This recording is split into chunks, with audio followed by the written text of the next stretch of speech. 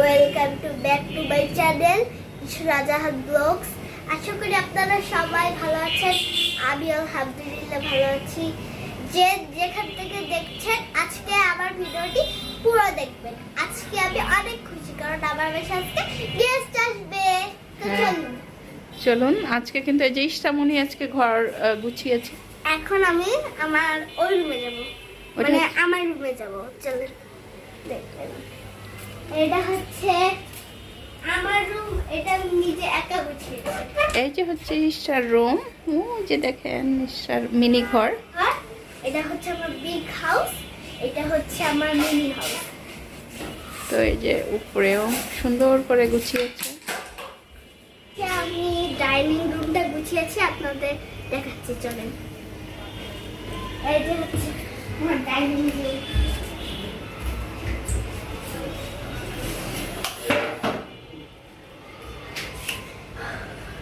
তো আজকে হচ্ছে কি রান্না করছি একটু শেয়ার করি আপনাদের সাথে। এখনো রান্না কিন্তু চলতেছে। এটা হচ্ছে আলু দিয়ে বরবটি ভাজি করছি, কচুরমুখী দিয়ে রুই মাছ পাতলা ঝোল, এখানে আছে ডাল, আর এটা আছে হলো ভেন্ডি ভাজি, মজাদার ভেন্ডি ভাজি। রান্নাগুলো দিয়ে দাও ইষ্টামণি, দিচ্ছ? এখন হচ্ছে আমরা চলে যাব রান্নাঘরে।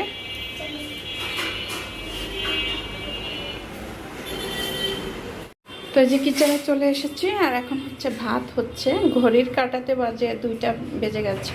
তো এইটা হচ্ছে প্রেসার কুকারে বসাবো গরুর মাংস। তো দেখেন এইভাবে হচ্ছে রান্না করি। তো এইদিকে যে ভাবছি যে একটু গ্যাস আসলে তখন গরুর মাংস রান্না করব। এই যে গরুর মাংস কেটে কুটে ধুয়ে রেখে দিয়েছি, আর এটা হচ্ছে মশলা। তো পরবর্তীতে আপনাদের সাথে রান্নাগুলো শেয়ার করব, আর বাসায় কি আসতেছে আপনাদের ভিডিও আকারে দেখাবো। মেহমান আসবে এই জন্য এই যে প্লেটগুলো গ্লাস আগে ধুয়ে রেখেছি। আর এখন হচ্ছে গরুর মাংস রান্না করব। ফ্রিজে পেঁয়াজ কেটে রেখেছিলাম, তো পেঁয়াজটা একটু নেব।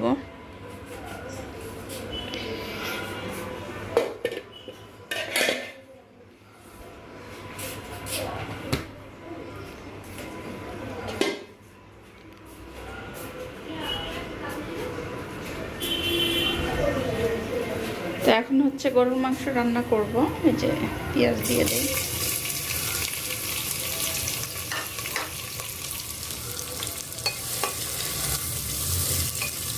গরুর মাংস এখন বসায় দিয়েছি, এই যে দেখতে পাচ্ছেন। এখানে হচ্ছে মরিচের গুঁড়াটা দিইনি, একটু পরে দিব, কারণ হচ্ছে আমার এক বনাই আছে, সে শুকনো মরিচের যে গুঁড়াগুলো ওটা আসলে খায় না, শুকনো মরিচই খায় না। তো এই জন্য তার জন্য একটু উঠায় রাখবো। এখন হচ্ছে যে গরুর মাংস রান্না করব। দিয়ে দিচ্ছি গরুর মাংস।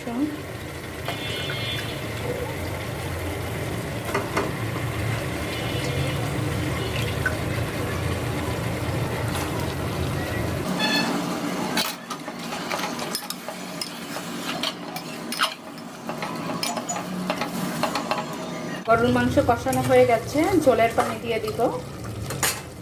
পানিটা একটু গরম করে ফুটিয়ে নিয়েছিলাম, পানি দিয়ে দিচ্ছি।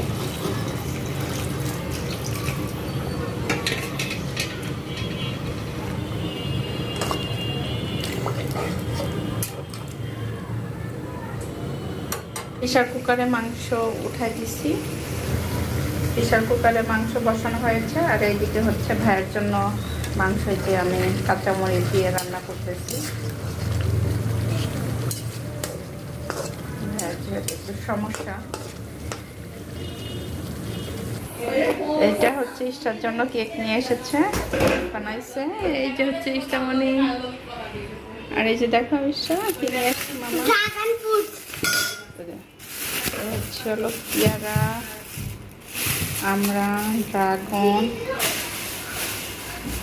আপেল।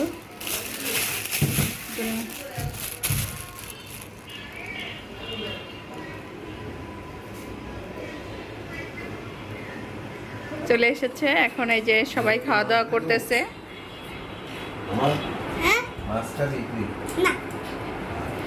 মাছ খাবে না ঈশা?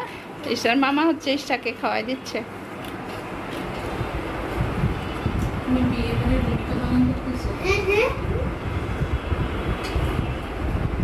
ঈশা অনেক খুশি হয়েছে তাই না ঈশা?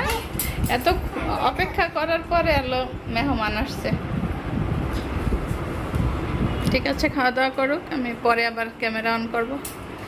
ভিডিওর মাধ্যমে দেখেছেন যে আমার বাসায় কিন্তু মেহমান এসেছে, তো মেহমানের খাওয়া দাওয়া শেষ হয়ে গেছে। তো বেশ খানিকটা সময় রেস্ট করেছে, তো মাছের যে এই পেটিটা এসেছে, তো ভাবলাম যে এখন আনবক্সিং করি। তো এই যে মাছ দেখতে পাচ্ছেন, প্রথমেই কিন্তু ফার্স্টে মাছ বের হয়েছে। তো এই মাছটা কিন্তু খেতে অনেক মজা, যারা কখনো খাননি অবশ্যই খাবেন। আর এই মাছগুলো কিন্তু নদীর মাছ, এত বেশি ফ্রেশ ছিল, আমার কাছে কিন্তু বেশ ভালো লাগছিল। তো এখন এই যে মাছগুলো বের করতেছি, বরফ কিন্তু একটুও গলেনি, প্রচুর বরফ ছিল। আর আমাদের হাত কিন্তু একদম কুল হয়ে যাচ্ছিল। তো পরে কিন্তু এই যে বেলচা দিয়ে বরফগুলো ফেলে নিচ্ছি। দেখতে পাচ্ছেন এখন কিন্তু এই যে বড় চিংড়িগুলো বের হয়েছে। তো আজকে কিন্তু আমার জন্য মাছ পাঠিয়েছে, ছোট চিংড়ি, বড় চিংড়ি, ফার্সে মাছ, কোরাল মাছ। তো এইগুলো কিন্তু আজকে আমি ফ্রেশ ফ্রেশ কিছু রান্না করব, আর কিছু ফ্রিজে ঢুকায় রাখবো, আর আমার এক আত্মীয়কে দিব। তো ভালোই লাগতেছিল যে সবাই মিলে এই যে কাজ করতেছিলাম, আর ভাইয়া হেল্প করতেছিল। ভাইয়া হচ্ছে এখন চলে যাবে, তো ভাইয়াকে বললাম যে আমাকে মাছগুলো একটু বের করে দিয়ে যাও। তো ভাইয়া কিন্তু আমাকে অনেক বেশি হেল্প করলো। ভাইরা যখন বোনদের হেল্প করে অনেক বেশি ভালো লাগে। আমার যেহেতু বাবা মা দুজনের একজনও নেই, এই অভাবটা কিন্তু ভাইরা বুঝতে দেয় না, তারা অনেক বেশি আদর করে। আর সেই সাথে না বললেই নয়, আমার ভাবিরাও কিন্তু আমাদের ভীষণ আদর করে, ওই অভাবটা বুঝতে দেয় না। যখন আমরা বাবার বাড়িতে যাই, তারা অনেক বেশি আদর করে, রান্না করে, সুন্দর করে কি নিয়ে আসবো সেটা গুছিয়ে দেয়। এটা আমাদের কাছে অনেক ভালো লাগা কাজ করে। আসলে বাবার বাড়িতে ওইরকম কিছু চাওয়ার নেই, এই আদরটুকুই চাওয়া। তো আজকের ভিডিওটি এই পর্যন্ত। আল্লাহ হাফেজ।